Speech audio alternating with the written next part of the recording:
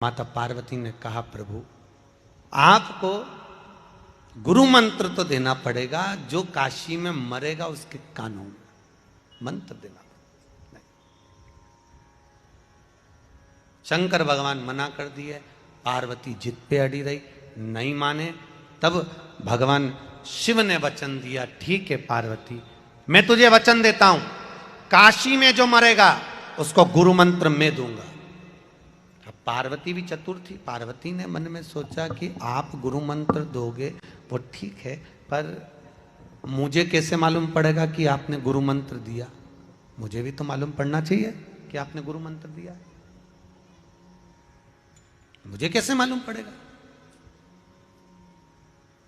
भगवान भोलेनाथ हंसकर बोले, अब तू बता कि तू क्या चाहती है। पार्वती जी बोली, महाराज एक बात सुनो, आप गुरु मंत्र तो देना, मना नहीं है, पर मरने वाले व्यक्ति के सीधे कान में गुरु मंत्र देना और मंत्र को देकर कान को मोड़ देना। जब कान को मोड़ दोगे तब मुझे मालूम पड़ जाएगा कि आपने गुरु मंत्र दे दिया। महाराज, तब मुझे लगेगा कि आपने गुरु मंत्र प्रदान कर दिया, आपने गुरु मंत्र दे दिया, आप गुरु मंत्र दे दिए हो।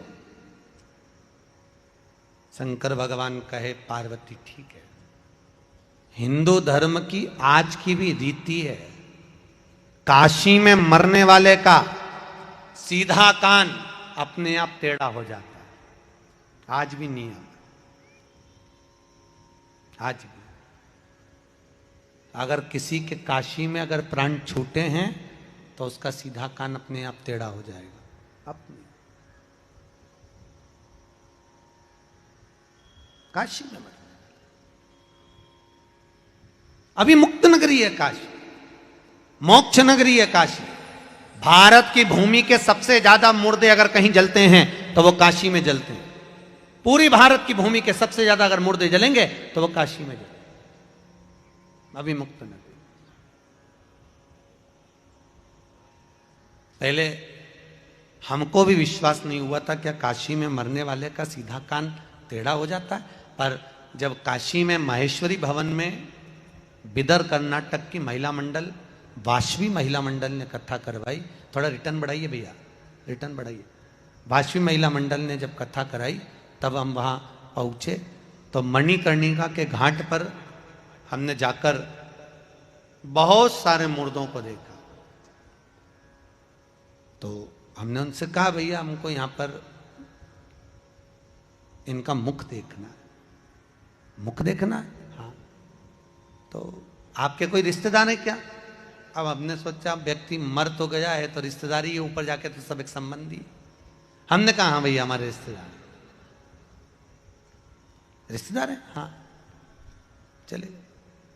और एक का मुंह देखा तो उसके तो कान सीधे थे, दूसरे का मुख देखा उसका भी कान सीधा था।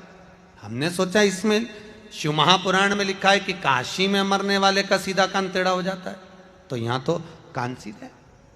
और आगे गए, तीसरे नंबर के मुर्दे का जब देखा तो उसका कान टेढ़ा था। तो हमने सोचा हो सकता है जन्म से टेढ़ा हो। हम और आगे गए, अब उसका कान भी सीधा। और आगे गए तो उसका कान टेढ़ा, फिर और आगे गए तो उसका कान भी टेढ़ा। तब हमने सोचा अब जरा पूछें कि मुर्दा कहां का है। जिसके कान सीधे थे उससे पूछा, भैया ये कहां का मुर्दा है? तो कि ये काशी से 40 किलोमीटर दूर का।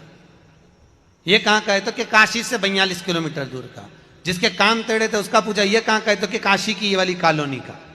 जिसके कान टेढ़े थे उसका पूछा, ये? तो कि काशी के पास का, ये काशी से। तब समझ में आया कि काशी के बाहर अगर किसी के प्राण छूटते हैं तो उसके कान सीधे ही थे, और जो काशी में मरा था उसका एक कान टेढ़ा ही था। अर्थात भगवान शंकर ने गुरु मंत्र देकर उसके कान को टेढ़ा कर दिया था। अब बताओ दुनिया में ऐसा कौन सा देवता होगा जो पृथ्वी पर मरने वाले व्यक्ति को भी गुरु मंत्र देकर भेज देता होगा?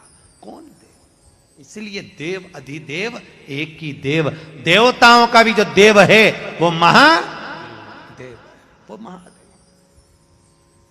देवों का भी देव वो महादेव। इसलिए फिर नहीं भेज। अकाल मृत्यु वो मरे जो काम करे चंडाल का, काल उसका क्या बिगाड़े जो भक्त हो महा काल, उसका क्या बिगड़ने वाला। देव अधिदेव है।